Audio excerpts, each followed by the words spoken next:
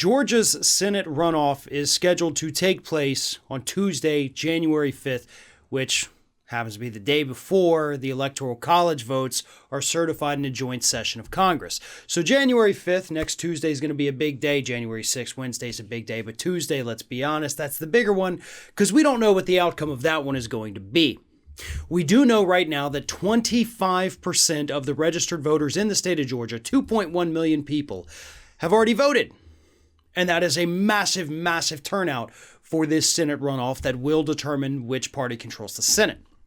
Now, earlier this week, Republicans in Georgia suffered a major blow when a judge ruled that two counties, Ben Hill County and Muskogee County, had to reverse their voter purges.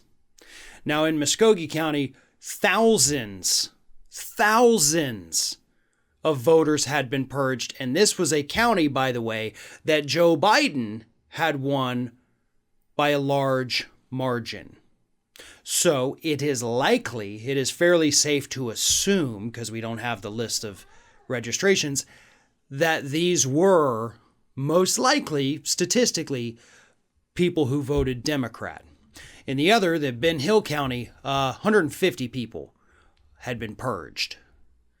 This was a county Trump won, so of course, Trump County, you only get 150 people purged. Biden County, literally more than 4,000 people purged from the voting rolls. And considering how close the presidential election was in the state of Georgia, a couple thousand voters could easily determine the outcome. But the judge stepped in and said, this is an illegal purge. You have to reverse it. These people who registered did so lawfully. Put them back on the voting rolls.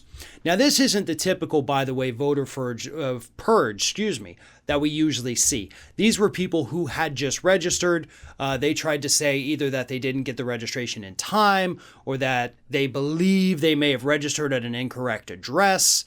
They had no evidence for any of this. It's just an assumption. Usually when we see these voter purges, we'll see other more creative claims like, oh, well, this person, we thought they were an inmate. We thought they were a former felon because they have the same name, John Smith. How are we to know there was two John Smiths in the state of Georgia? Florida pioneered that, by the way, back in the 2000 election with their voter purges. Ohio has done it.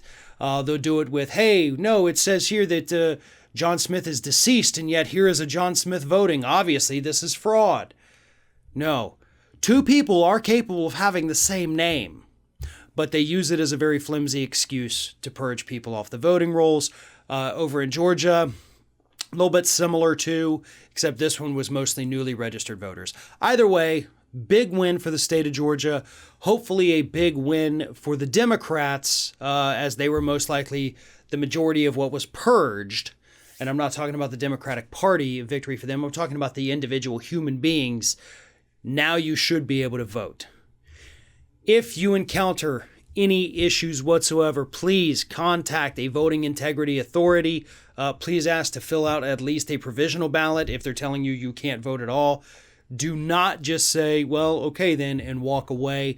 Do not be intimidated at the polls. I know we have to give this advice every election. This is a big one. This is super important. Do not let them turn you away. You know your voting status. They only know what's on a piece of paper in front of them that is likely flawed in many instances. Trust your instincts. Make phone calls if you have to, but do not let them turn you away.